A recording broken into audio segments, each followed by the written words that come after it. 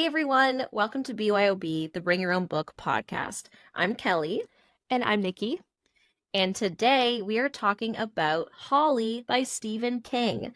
So, Stephen King is one of Nikki's favorite authors, as you could see. She's super excited. Yes. And this is my first Stephen King book that I've read all the way through. So, happy to be here. Happy to say I finally did it.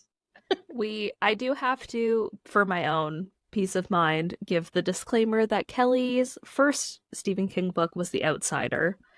And so that's why I also didn't like that book. But Yeah. I'm so glad that you finished this one. And I am so excited to hear what you have to say. Yes, I'm sure I will definitely touch upon my experience before this book. But before we get into any more details or feelings, Nikki's going to tell us what the heck this book is about. So, I sure as hell will. Also, look at how beautiful this cover is. It's like the new artwork, or the artwork on his newer books, is just gorgeous. yeah. Super gorgeous. Okay.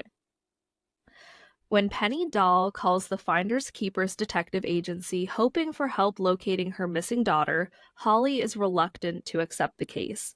Her partner Pete has COVID, her very complicated mother has just died, and Holly is meant to be on leave. But something in Penny Dahl's desperate voice makes it impossible for Holly to turn her down. Mere blocks from where Bonnie Dahl disappeared lives Professors Rodney and Emily Harris. They are the picture of bourgeois respectability, married octogenarians devoted to each other, and semi-retired lifelong academics. But they are harboring an unholy secret in the basement of their well-kept, book-lined home, one that may be related to Bonnie's disappearance, and it will prove nearly impossible to discover what they're up to. They are savvy, they are patient, and they are ruthless. Holly must summon all her formidable talents to outthink and outmaneuver the shockingly twisted professors in this chilling new masterwork from Stephen King. It was chilling. It was. It was indeed. I was Nikki chilled. Nikki was like, I read this in a day. I was so good. And it was good, but it took me more than a day because I had to put it down at times. I was like, okay. Yeah, we have different thresholds on like what is an appropriate amount of disgusting things to read. Well, and it was just, there were some really dark, sad moments that I was like, I'm loving this, but I'm just going to take a little breather and then I'll come back, you know? Like, yeah, just a little breather. But I would say I don't think it took me that long. I think just a few days, really. Yeah, I think it maybe 7 days. Okay, so a week. Okay, not too bad. Yeah. But what was your rating? I think I already know, but I gave this book a 5-star. I will get into it. We'll get into the exact moment, but like chapter 2, this thing happens, and I was all in from that moment. I had not read Mr. Mercedes, which is the first book that Holly Gibney, the character, is featured in. But I had read The Outsider, which she is in just a little bit. Yeah, I didn't remember that. And she's also in If It Bleeds. So she has been a reoccurring minor character of Stephen King's for some time. And this is her first book that she is. Hopefully there's more, honestly, because I would love a series of Holly and what she does. The main characters in this, Holly, Jerome, Barbara, they were all so nice. And Pete is like the perfect, like, grouchy old guy, but you don't get to see him a lot in this book. There's just so many avenues that this book takes. There's like the detective and mystery part, which was fun, the horror elements that he works in, which were intense, horrific, and the way that he describes things really makes you feel like you're watching it happen. Yes, which is such a talent. Yeah. And then there were also really heartwarming and heartbreaking moments. Yeah. And that just focused on real life situations and things that everybody has probably come to face at some point in their lives with family members or with themselves. So it really had it all. I don't know. It was perfect for me. I've been waiting for like a book like this for a long time. So Mm. even if there were flaws, I can't point them out. What about you? Yeah. No, I gave it a 4.5, and it Yeah. was only because it did take me a little bit to really get into it, because I liked it, but I did find, and for me, I'm like, it took me a while. It took me a week to read this book. That's not that long. But for No. me, I'm like, why did it take me a week? The very beginning, I don't remember what part suddenly I was like, I don't want to put this down, but then I have to take a break. But it did take me a little bit to really get into it. And then I was like, okay, I really want to know what is Right. going on? Yeah. But I really liked it. Like, I I loved the way he did the chapters Yeah. and how they were like little tiny bits, but all centered on a day. I Yeah. really liked that. Like, okay, now we're July 22nd, 2021. Now we're going back 5 years, like I really liked that because I like little bite size bits. And that's present in a lot of his work. Okay. Especially a lot of the Okay. work that I like. Do McKee does that too, and also different perspectives. Like a lot of his Mm, books don't just focus on one character. You're getting yeah. different character points of view and like different situations in each chapter. Okay. Yeah, I love that because, like, I mean, it can be done badly, but I don't think his was done badly at all. Like, he's Yeah. clearly a pro. It's not his first rodeo. Okay. No, it isn't. So I didn't like The Outsider, which you already know. I DNF'd it halfway through. I want to say like almost exactly in the middle because we found out who the villain was or whatever. And I was really ticked off because Yeah, I was too. The Outsider started off as a really interesting thriller mystery, and then it went supernatural, and I wasn't prepared for it. And I like supernatural, but I was like, all the tension is now gone. I'm mad. So I Yeah. just stopped. But I this one, finished the no. book, but I also felt the same way. I was really Yeah. waiting for I mean, it happens in the first chapter. The main character, is accused of killing a boy. Everybody's seen him do it, but it's not him. And he Yeah. has this like Yeah. crazy doppelganger, and you're thinking, not Chupacabra. At least that's not what I was Yeah. thinking. And No. yeah, I mean, I read the whole thing because I love my boy Steven, but that's the only reason. Yeah. No, like this one, sometimes it doesn't work for me if you know who did it at the beginning, but because he's so skilled, it didn't bother me because we had so many questions still as to like, why are they doing this? How? What is the purpose of this? The liver? Let me just Yeah. say, people, if you have not read this book, don't eat while you're reading this book, okay? Because I did that. I did that several times. And then I was like, Kelly, stop. Stop. Because I wanted to have a little Yeah. snack while I'm reading Yep. my book on my Kindle, and I was like, I'm going to have like some chips. No, don't do it. I was At least you weren't so eating like gross. Jello or pudding. Refried beans. Yeah. I love refried beans, but not for this book, everybody. It was just There's there's something about Stephen King books. We were just talking about this before we were recording. I'm currently reading my 16th Stephen King book.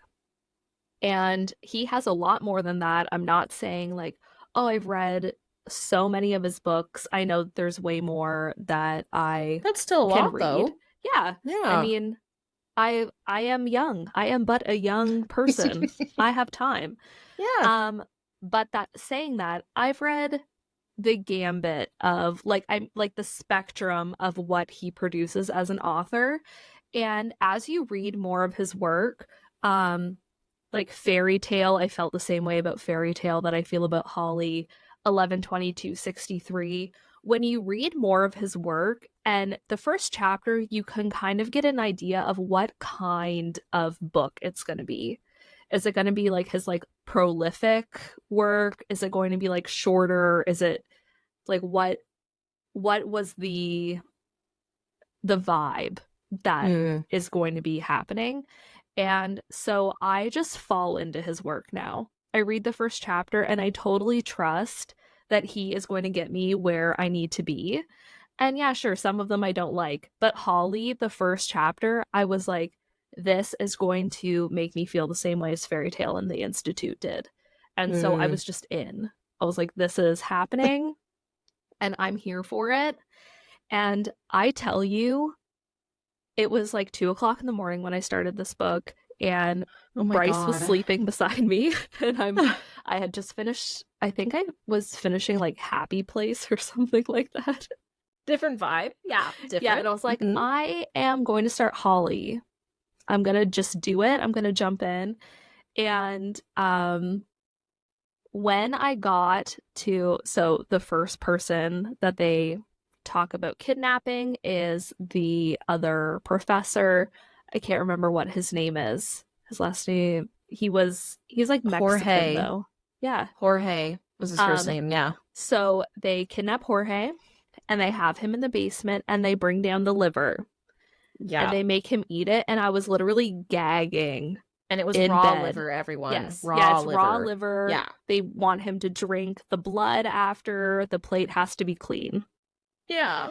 And I was gagging. Like, I felt like I was literally trying to stop myself from throwing up. But at the same time, I was like, this is so good. Oh. I was reading this book and I go, oh, and Scott was like, what? I'm like, this book is so gross. Yeah. Because, like, I mean, I didn't feel, well, I mean, as you know, I've only thrown up maybe 5 times in my whole life besides baby years. Yeah. I can't remember the baby years. But I have such an aversion to throwing up. I will do whatever it takes to not throw up. Like, seriously. I did feel at one point, not like I was going to throw up, but I did go like, like it just, some of this was so icky. Like, I have a highlight here. Page 108. Well, we'll get into this now. So, spooning up a mixture of raspberry sorbet and Peter Steinman's brains. And I was like, ew. Oh, ugh. So, they're eating people. They think it's gonna keep them young and, like, arthritis free and stuff. Yeah. And it's so gross. Like, it starts with the raw liver and then it just keeps getting higher and higher. The reason they want their victims to eat the raw liver, it's a pork liver, so it's from a pig. And the liver, the enzymes in the liver are supposed to basically awaken their body to produce really good things so that when Roddy and Emily kill them, they are getting the benefits from their meat. So they have brains, they make this lotion out of their body fat to rub on their hands and stuff to help them with arthritis and their sciatica. And I mean, they're thorough with their research. What is the acknowledgements? Name? Oh. Yeah. That was also horrifying, the acknowledgements of this book. A section of it. You know what I'm talking about. Well, I want to say her name because I feel like she really, like, needs all of the props. I'm going to try to find it at some point. But Stephen King has a researcher, basically like a dramaturg, that works with him. And because he has a lot of money and he is a very busy man, he has an assistant that is just to help him research. Did you find her name? Robin Firth. Robin Firth. Claps for Robin. Oh my goodness. She did a great job. She basically, he says to her, I want to do a book on this. Can you just, like, give me just research? And so he doesn't have to spend his time doing all of that stuff. He can work on the actual novel. And the things that this woman pulled from the internet for him to use in this book were crazy. I would love to talk to her because I feel like that would be such a cool job. Okay, literally, I have said to Scott so many times, there are so many jobs that I'm like, I would love to do this, and I feel like I would be so freaking good, but I don't have the paper, so I'll never get it. Researcher is one of them, because you and I can just go in a rabbit hole and find everything we need to find. I'm sure that there's things you need to know of how to find things, but like, bitch, I will find it. I will find it. If I can find somebody on Facebook from a first name alone and some random facts, I can find you information on cannibalism. I'm telling you. Like, he said, I highlighted it because I was like, I am disgusted. Every fact and historical anecdote about cannibalism that Roddy presents happens to be true. It's his conclusions that are false. So all of his like nutritional science stuff that he's spouting in the book is not real, which I was like, thank fucking God, because like, watch what you're putting out there, Steven. But all the historical stuff about like the popes eating people and shit, like way back. It's disgusting, and it's true. Which I'm like, of course it's true, because medieval times, like, they were doing lots of weird shit back then. Yeah, it wasn't like Monty Python and the Holy Grail, okay? It was not. So, yeah. I mean, it's just crazy. And there's just so many things that I want to say about this book. I will say, I have so many highlights. Speaking of the cannibalism, and something that you kind of like see progress throughout the book, is that Rodney, he is clearly suffering with the onset of Alzheimer's or dementia. And even though they're murderers, I found that very hard to read about. I have had almost everybody who is old in my life be taken by Alzheimer's or dementia. So to read about that, I was like, oh, yeah, so sad. Yeah. And to see like his wife trying to take care of him, and oh my God, I'm getting emotional, but like, oh, so sad. Well, especially because you're seeing it sad. Oh, well, because you're seeing it from his perspective, right? And like him kind of losing his trail of thought halfway and then being like, oh wait, no, like, you know, like, it was really sad, even though he was messed up. Like, it's sad. And I think too, like, when you get that old, obviously, like, not to the extent that you're going to start kidnapping people and murdering them. No, but let's hope not. Everybody, I would feel like, would start to feel desperate for, like, I can't walk right anymore. I can't do things for myself anymore. All of that.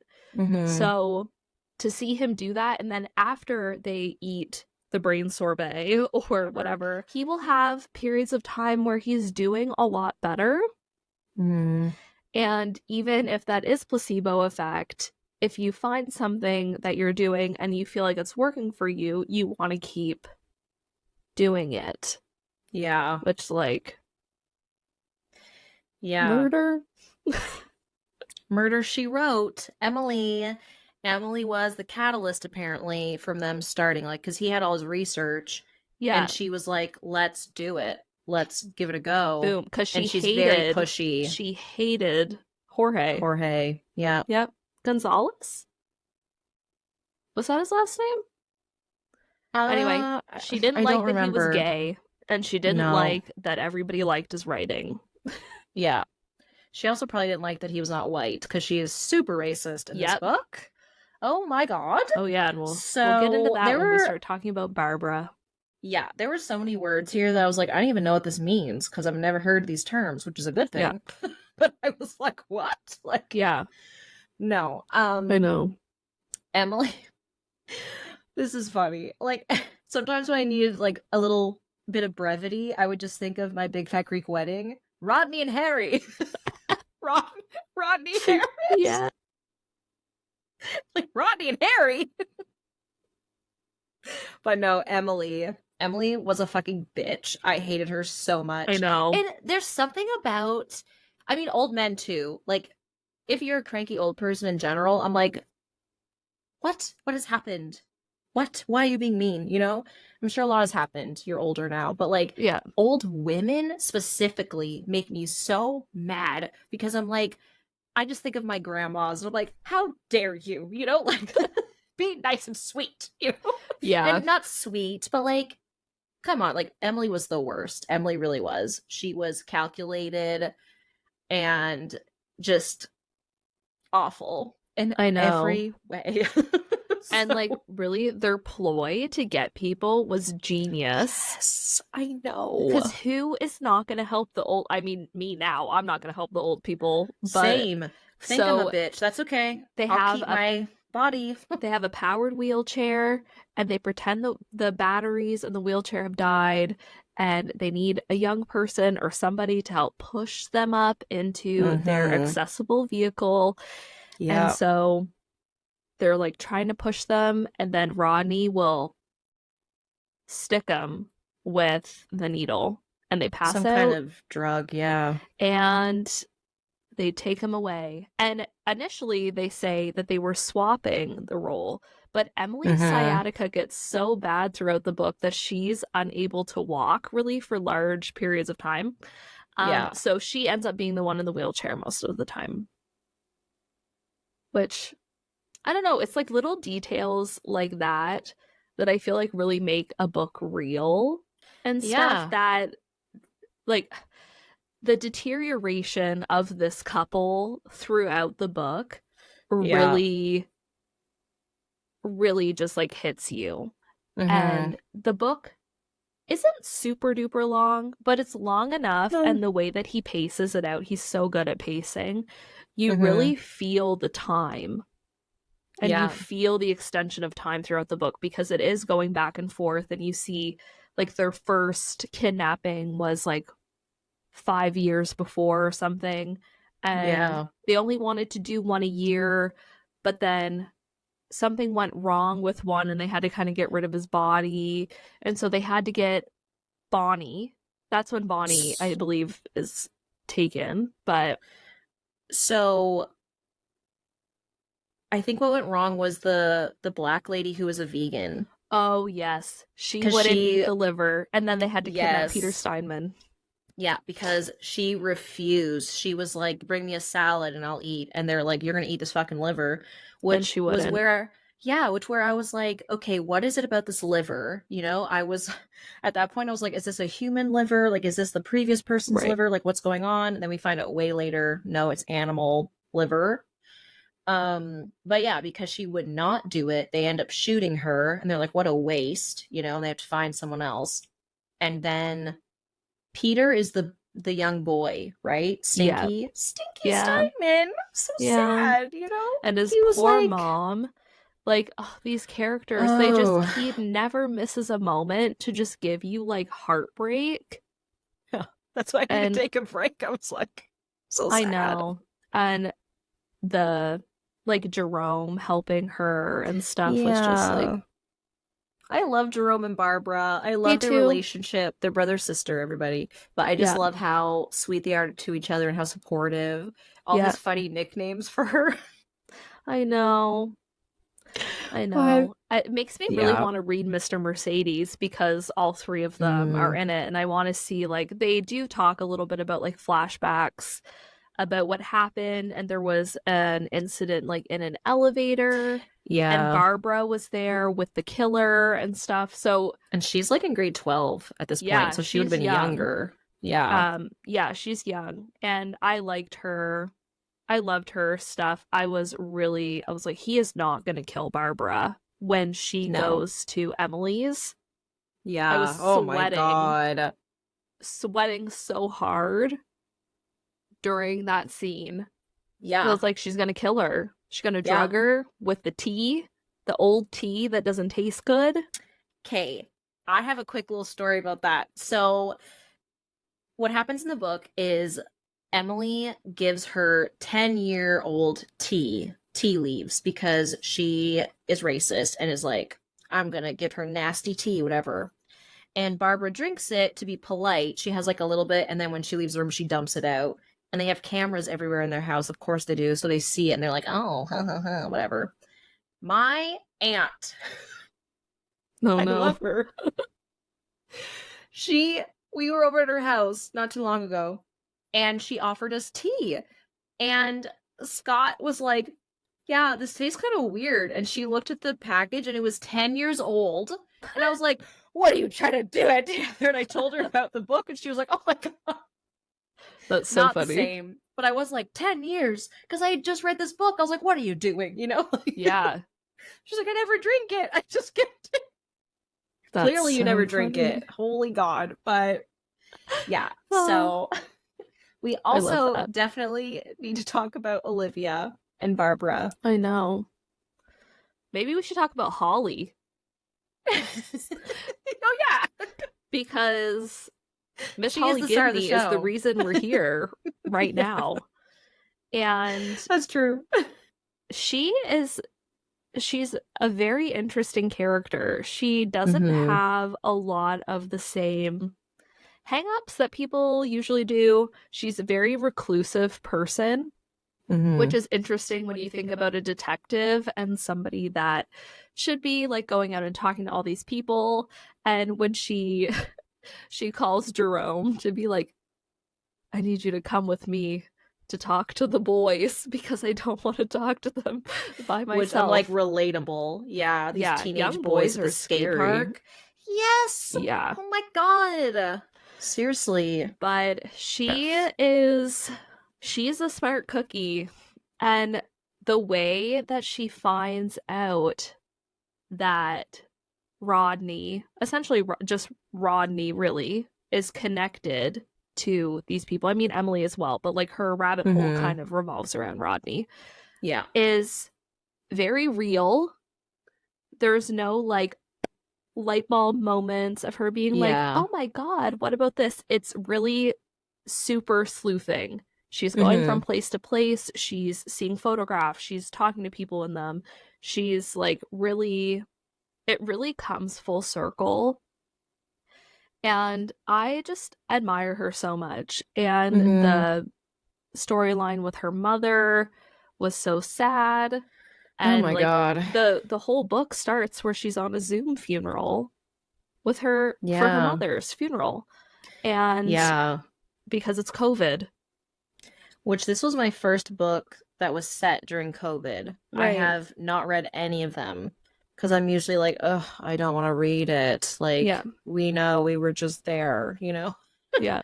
But this, I liked how he used it because it was very much like Holly dealing with the death of her mom. She doesn't have her partner, like her detective partner with her because he's sick at home, has to isolate. And she's trying to do this all by herself while she's dealing with the grief of her mom and her complicated relationship and all this stuff. But then she'll meet people who don't agree with her for wearing a mask, or they'll say something snippy to her about how it's not real. And she has to deal with all that because it's like, it is real. And my mom just died from it. And she also didn't believe in it and all this stuff. Yeah. So I thought it was just really clever how he did it. And also how it tied back to Rodney and Emily. Yeah. Because they were also like, it's the flu. And they're the science people, right? And they're also very bigoted and ignorant and all this stuff. So it just kind of like fed into everything. Yeah. There was a lot of Trump talk because Trump was in office at that time. Oh my God. I'm like, how do you forget, Kelly? But it was stressful. Yeah. But and also just like the use of those like physical props to show what her mindset is just in everyday life. We would not have got the same feeling about like how regimented she is if it weren't for, I have to put a mask on all the time. I have to wear gloves. And then smoking being her like one vice that she is like, I know that this isn't good and I know I need to stop, but I need this. Yeah. Like I need a cigarette. Yeah. But meanwhile, she's going in, she's like sanitizing everything. Gloves all the time. A glove is left at the scene. And it's very like you know it's her glove because she has gloves with emojis on it That or Barbara smiley gave her. faces. Yeah. So it's not like, oh, just any old glove. Like we Yeah. know it's hers. Yeah.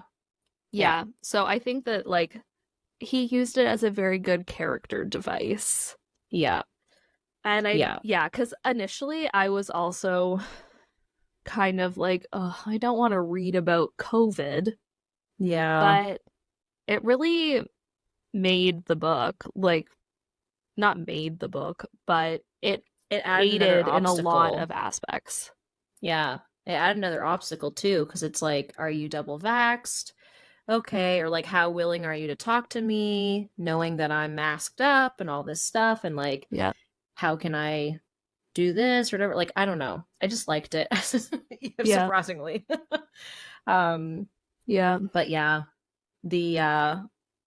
the Zoom funeral at the beginning was very odd in a way for me because I didn't know anything about Holly at all. Right. So I was like, what is happening? And I also, because I didn't know anything about her or timelines of her in the other books, I didn't know how old she was until like near the end of the book when she said she was like in her 50s. I was like, Yeah. oh, because I pictured her like around our age, Yeah. but I had no idea.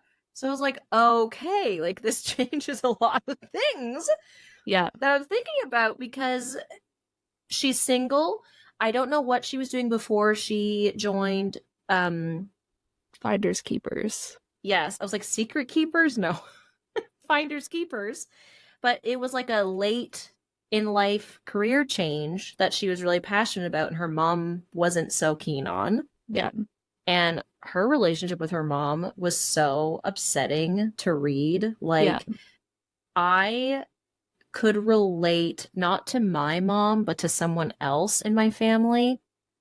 And it was like really just, it was just hard because, like, we don't know her mom. She was barely in the book. We just got like kind of things that she would say to Holly. Holly would remember, like, think about things that happened in the past. And it's just like you want to believe that her mom meant well in the things that she was doing or saying, but it's just like growing up with a parent like that or with someone like that who's just like constantly picking or making you feel a certain way. It's just really hard. And she conned her out of a bunch of her money. Yes. And she wasn't even like really aware that that's what had happened until she gets all of this money from her mother posthumously. And she's like, I'm a millionaire. Yeah. And a millionaire walks into a bar. Yeah. I can retire and all this stuff. Yeah, the joke that she like never says the end of it until the very end. Yeah, she's the like, very end. The joke. Yeah. Oh my god, yeah, poor Holly. I didn't really realize like how old she was either because I had only read her in The Outsiders or The Outsider, not The Outsiders. I also didn't read that. I read 4 pages and I thought, I don't care, Pony Boy. Closed it. I just watched the book with all the hot guys, or watch the movie with all the hot guys. Now there's a musical you can watch with hot guys. I know. I saw them rolling around at the Tonys. I'll look it up later. It was great. During the Rumble. Anyway, I didn't know or I didn't remember from that book how old she was. So her relationship with Jerome, I was like, they are very nice together. Mm-hmm. And I was like, maybe it's not like super hot, but like maybe they would be together. And then at the end, when she said her age, I was like, okay, so this is like, she's really like their older sister and like that kind of relationship and like mentoring them, which is amazing. Yeah. And I also love that. I just want more of the three of them. I thought that like so Barbara is in high school, but she does research for them sometimes. Yeah. Like they'll pay her like for a few hours a week when they need somebody to like do online research. They're all older. Jerome works part-time with Finders Keepers, and he's present for some of the book, but he's mostly available like through the phone through the book because he's in New York because he got a book deal. Yes. That's a nonfiction book talking about his family history, specifically his like grandfather, I believe, or his great grandfather. Yeah. Yeah. And at the same time, Barbara is in the same town as Holly, but they don't really see each other, I don't No, she's think, ever. busy. Yeah. Until Until the the very end. end. Yeah. They're not in a scene together physically. They only text and maybe have a couple phone calls. But Barbara is a poet Yeah. and she's very smart, and she goes to Emily first when she drinks the bad tea to Yeah. talk about, I can't remember exactly what their conversation was, but it leads her to Olivia. Yeah. So she goes there because Emily is or was the head of this writing program Right. at the She university. vets all of the applicants for the Yeah. finalists for them to For, vote on. The main yeah, guy, the main for, person. yes, for that specific competition. But because she's like one of the profs, she knows Olivia, who also works at the university as whatever she is. She's also a poet. She's very celebrated, but she's like, Worked at the university. She's like in her yes. 90s. She's a very Yes, old Olivia is. lady. Yeah. Yes. Yeah. So, she goes to Emily because she's like, I didn't feel like I could just show up to this person's house, like Olivia's house, because Olivia is like super celebrated poet, like Maya Angelou kind of level, like Yeah. renowned. And she's like, I can't just show up to her door and say, can you read my stuff? So Emily's like, well, I'll read it. And then maybe I can like pass you over to her. And she does read her stuff and she like has her change a line. She says she doesn't like it. And then when she does meet Olivia, Olivia's like, why did you change that? You shouldn't have changed it. Don't listen to her. Like, go with your gut or whatever. And she's like, I don't like her at all. Like, she doesn't like Emily at Yeah, all. she says don't go there again. Yes. She's like Yes. very flagrant her warning to Barbara. Yes. She says she's not right. Like No. not right in the head. Yeah. Don't go there. She's like, you don't have to come back to me, but don't go there. And she did say to her, she was like, did she ever ask about what the meaning of this poem was? Did she say it was about the Black experience? And Barbara was like, yes, she did. And it wasn't about the Black experience.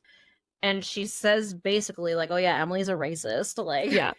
She's like, yeah, I don't like her at all. So we loved Olivia, you and I. And her assistant, I can't remember what her name is right now. I want to say Anne or yeah, Maria she has or something. A medical, like a nurse that stays with her or is with her for significant portions of her time to help her like get dressed and make food for her and make sure that she's all good and that she gets her meds and everything. Because like I'm not kidding, the wind could blow this woman over. She is so old. She went to the front door when Barbara first met her with 2 canes, like ski poles, and she had a fur coat on. She said it's faux fur. She was so cold. Yeah. She's like this big, you know? Yep. So. And they just have like the most beautiful blossoming relationship because it does turn into a friendship, but it really is like a really hardcore mentorship for her. And Olivia, there's this poetry competition, and if you get shortlisted, you get a lot of really great things, but if you win, you get published by one of the big 5, and it's a really big deal, and obviously you get all of this money and everything like that. And Barbara's like, I don't know if I'm ready to do that. Like, I've just started working with you. And Olivia, behind her back, sneaky old lady, submits her work and she gets longlisted. And then she has to submit some more and she gets shortlisted. And then she has to submit a little bit more, and she does this beautiful kind of fuck you letter. And just do an essay. Yeah. Yeah. And she wins. Yeah. And I was like, boom. But I don't think Olivia doesn't get to see her win, does she? No. Yeah. She only gets to see her get shortlisted, and then she passes. I texted Nikki, I was like, as if I'm crying reading a Stephen King book. Like, I don't cry very often with books, and I was crying because Olivia really reminded me of my grandma who's passed away in the way that she was fun, she was cool, she was very artistic, creative, and I loved that Olivia and my grandma, they were both like, I don't want to be old, like they were still vibrant, even if she was like, she needed some help and she was small, but Yeah. she was sharp. And, you can't always help keeping your sharpness or not, but the fact that she wasn't just content to just sit there all day, that's the thing, like she Yeah. wanted to do things. She was like, I'm going to help you. You're going to be my last student, and like, Yeah. let's work on this together. And she would stay later working on things, and her personal support worker would be like, no, you got to leave. She's got to take a nap, like she's trying to be mother hen here. But I just really loved seeing their relationship grow and blossom, and everything that Barbara got from her. Like, it was just so sweet. Yeah. So sweet. I know. It was really nice. And also seeing how Barbara like stuck around after too. Yeah. Her and the PSW are like, now they have a bond as well because they have gone through this journey together. Yeah. And it was just so beautiful. Yeah. For such a horrific book. Seriously, like, really, I needed, even though it was sad, I needed that in there because there were so many gross parts, sad parts of like people who go missing, how their families are trying to cope, whether it's like Peter's mom or Bonnie's mom. I got so annoyed with Bonnie's mom and how she was blasting it on social media about Holly. I know. And I loved though how Stephen King would like pepper these little things in of like, Holly didn't know that Penny was all over social media about her services, or like, because I was like, no, Bonnie. I know. God, it just made me so like. Meanwhile, yes, like antsy, like I know, or like the first time Barbara. Well, no, before she goes to Olivia, when she goes to Emily's house, she sees the van in the garage because they had the door open, and he was like, "Oh shit," Yeah. So, and we know, like, oh my god, that's the van, but nobody knows about the van until way later. And Barbara isn't she the one who she physically puts the points on the map so that whenever Holly gets it, she can see, look, it's all in this area. Because she's like, well, I have like a kind of mental map of it. Yeah. And either Barbara or Jerome is like, no, you should look at this because when you see it on paper, it's like, very, what? Very shocking. Yeah.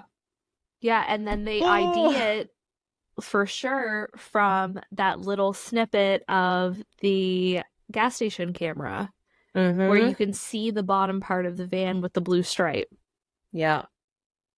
Oh, yeah, because they were like, it's up too high. Like, why is the van so, like, high off the ground and all of this stuff? And they ID it to be, like, a accessibility van.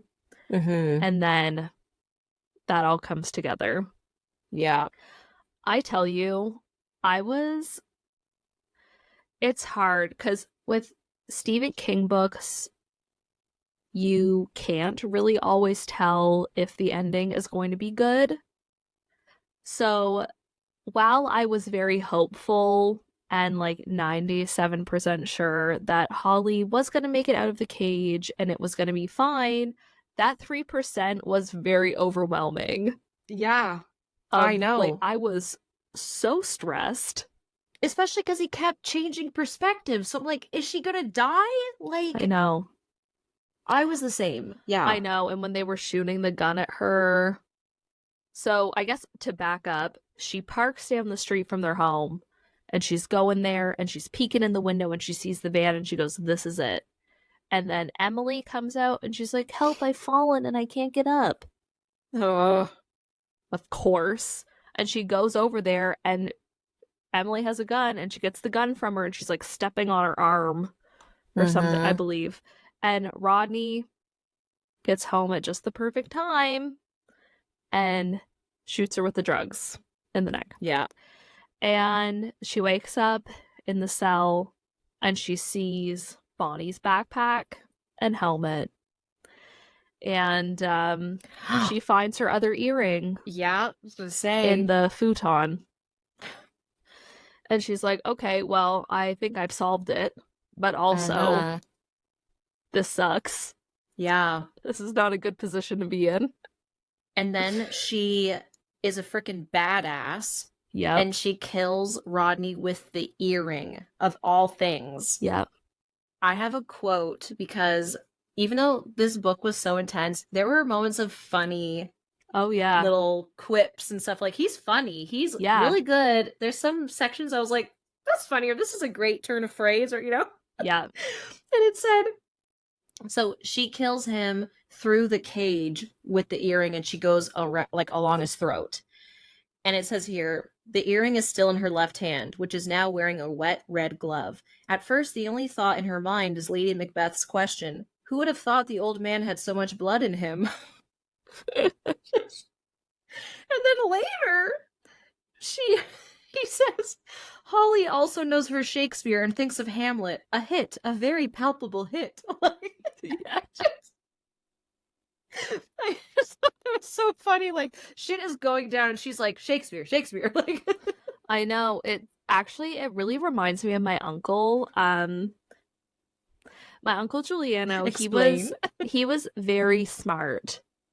He's a very, very intelligent person, and he was also hilarious. Yeah, because he was able to very quickly like put things and reference things in places where you'd be like, what are you talking about? But it makes total sense. And so when that scene was happening, I was just thinking that's what my uncle would be doing. And she's a very intelligent person, like highly intelligent. Oh, and I feel like those were, even though very funny, like some of the best ways to show that she's thinking about a million things and she still has the ability to pop in those moments. It probably keeps her like grounded in reality, or like in the moment too, so she doesn't panic. Yeah, because it's like, I mean, she says something at one point about like not panicking, because as soon as you panic, you're dead. Yeah, because she's like, you know, you gotta stay alert and look for options and stay safe. What is that? I don't know. It was from like the War Amps commercials or something. Oh God. Blast from the past, no pun intended. Yeah. Anywho.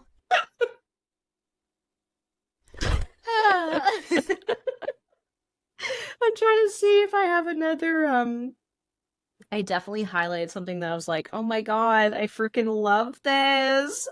But now I don't know if I can find it. But he was just very clever. And I don't know why, but I was surprised by it, because I've never read a full book, right? Like the other one I read, I didn't get a lot of cleverness, or I don't remember a lot of cleverness, and maybe it was just that book and where I ended, because I was like, fuck this shit. Like, that was very dark, that book too, or at least parts of it were. But this book, I was like, I did read the acknowledgements because I needed to know if he was going to mention anything about like, is this shit for real, you know? Because but there was a part I did highlight that reminded me of Elon Musk, because I'm pretty sure he does like blood transfusion and stuff, like to be younger or whatever. Okay. Like a lot of rich people do this shit now, apparently.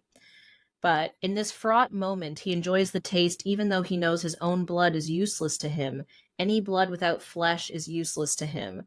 And I was like, this is some Elon Musk vampire shit. Like, what the fuck is this? Like, I don't remember if someone like got rough with Rodney and then his lip burst or something, or broke, I don't know, but like he tastes his own blood and he's like, ooh, but it's not gonna help me, you know, like, oh, just so gross.